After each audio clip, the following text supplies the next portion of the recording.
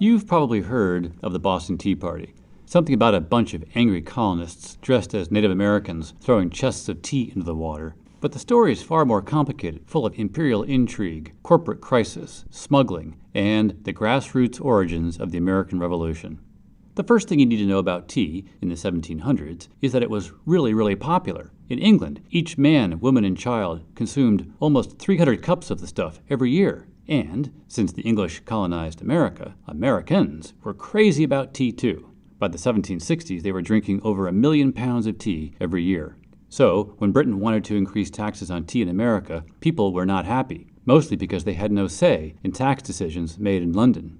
Remember that famous phrase, no taxation without representation? The American colonists had long believed that they were not subject to taxes imposed by legislature in which they lacked representation. In fact, rather than paying the taxes, they simply dodged the tax collectors. Since the east coast of America is hundreds of miles long, and British enforcement was lax, about 3/4 of the tea Americans were drinking was smuggled in, usually from Holland.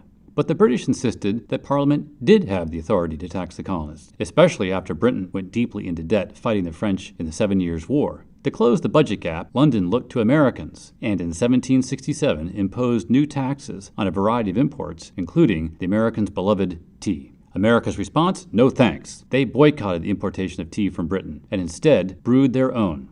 After a new bunch of British customs commissioners cried to London for troops to help with tax enforcement, things got so heated that the Redcoats fired on a mob in Boston, killing several people in what was soon called the Boston Massacre. Under the terms of the 1773 Tea Act, Parliament cooked up a new strategy. Now the East India Company would sell the surplus tea directly through hand-picked consignees in America.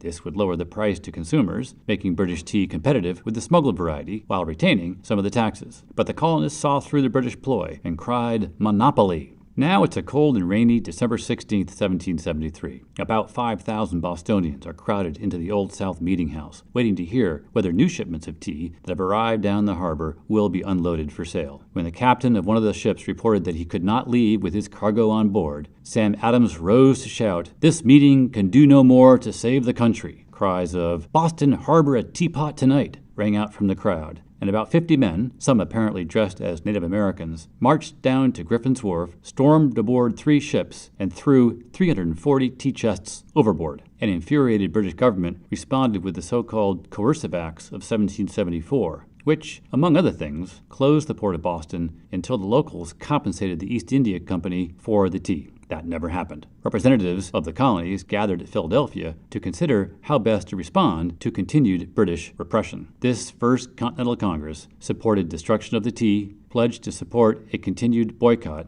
and went home in late October 1774, even more united in their determination to protect their rights and liberties.